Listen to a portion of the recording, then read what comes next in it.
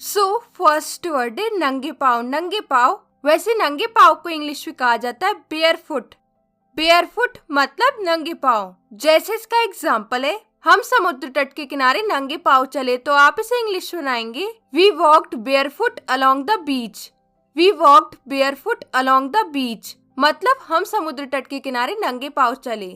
और नेक्स्ट है खाने योग्य। खाने योग्य या खाद्य, इसे इंग्लिश में कहा जाता है एडिबल मतलब खाने योग्य या खाद्य। जैसे इसका एग्जाम्पल है, क्या ये मशरूम खाने लायक है, तो आप इसे इंग्लिश सुनाएंगे आर दीज मशरूम्स एडिबल मतलब क्या ये मशरूम खाने लायक है। और इसका ऑपोजिट है जो खाने लायक ना हो, अखाद्य हो, वैसे इसे इंग्लिश में बोला जाता है इनएडिबल मतलब अखाद्य। जैसे इसका एग्जाम्पल है, ये मशरूम खाने लायक नहीं है, तो आप इसे इंग्लिश सुनाएंगे दीज मशरूम्स आर इनएडिबल मतलब ये मशरूम खाने लायक नहीं है। और नेक्स्ट है घातक। घातक या जानलेवा, वैसे घातक या जानलेवा को इंग्लिश में कहा जाता है लीथल मतलब जानलेवा या घातक। जैसे इसका एग्जाम्पल है, यह वायरस जानलेवा या घातक है, तो आप इसे इंग्लिश सुनाएंगे दिस वायरस इज लीथल मतलब ये वायरस जानलेवा या घातक है। और नेक्स्ट है गैर। गैर जो इंसान बाहर का हो, अंदर का ना हो, वैसे गैर को इंग्लिश में कहा जाता है आउटसाइडर।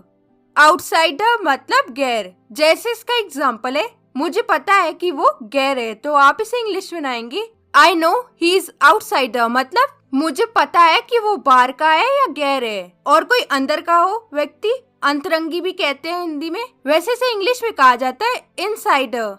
इनसाइडर मतलब अंतरंगी या अंदर का व्यक्ति। जैसे इसका एग्जाम्पल है, उसे मत रोको, वो अंदर का व्यक्ति है या अंतरंगी है, तो आप इसे इंग्लिश सुनाएंगे don't stop him he is insider मतलब उसे मत रोको, वो अंदर का व्यक्ति है। नेक्स्ट है धूमधाम। धूमधाम, वैसे धूमधाम को इंग्लिश में कहा जाता है pomp.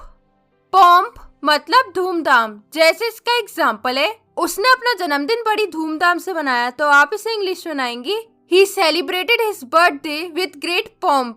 He celebrated his birthday with great pomp मतलब उसने अपना जन्मदिन बड़ी धूमधाम से मनाया। और नेक्स्ट है रोजी रोटी। रोजी रोटी या जीविका, वैसे रोजी रोटी को इंग्लिश में कहा जाता है लाइवलीहुड मतलब जीविका या रोजी रोटी। जैसे इसका एग्जाम्पल है, खेती मेरी रोजी रोटी है, तो आप इसे इंग्लिश सुनाएंगे फार्मिंग इज माई लाइवलीहुड मतलब खेती मेरी रोजी रोटी है। एक और एग्जाम्पल है इसका, खेती उसकी जीविका या रोजी रोटी का मुख्य स्रोत है, तो आप इसे इंग्लिश सुनाएंगे farming is his main source for livelihood मतलब खेती उसकी जीविका या रोजी रोटी का मुख्य स्रोत है। और अगर आपको ये वीडियो पसंद आ रहा है तो प्लीज इस वीडियो को लाइक कर दीजिए, शेयर कर दीजिए, और आप लोग गाइस चैनल को सब्सक्राइब भी कर लीजिए। और अभी तक आपने मुझे इंस्टाग्राम पे फॉलो नहीं किया तो वहाँ पे भी मुझे फॉलो कर लीजिए। और नेक्स्ट है दस्तावेज। दस्तावेज, वैसे दस्तावेज को इंग्लिश में कहा जाता है डॉक्यूमेंट।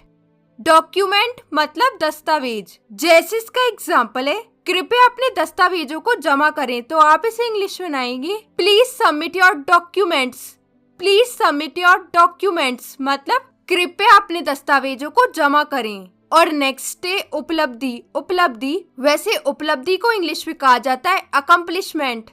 अकम्पलिशमेंट मतलब उपलब्धि, और आप अकम्पलिशमेंट की जगह अचीवमेंट का भी यूज कर सकते हैं। जैसे इसका एग्जाम्पल है, आपकी सबसे बड़ी उपलब्धि क्या है, तो आप इसे इंग्लिश सुनाएंगे what is your greatest accomplishment मतलब आपकी सबसे बड़ी उपलब्धि क्या है। और नेक्स्ट है दलदल। दलदल, वैसे दलदल को इंग्लिश में कहा जाता है स्वाम्प। स्वाम्प मतलब दलदल। जैसे इसका एग्जाम्पल है, वो दलदल में फंस गया या धंस गया, तो आप इसे इंग्लिश सुनाएंगे he got trapped in the swamp मतलब वो दलदल में फंस गया या धंस गया। And the last one is मेहमान नवाजी। वैसे मेहमान नवाजी को इंग्लिश में कहा जाता है हॉस्पिटैलिटी।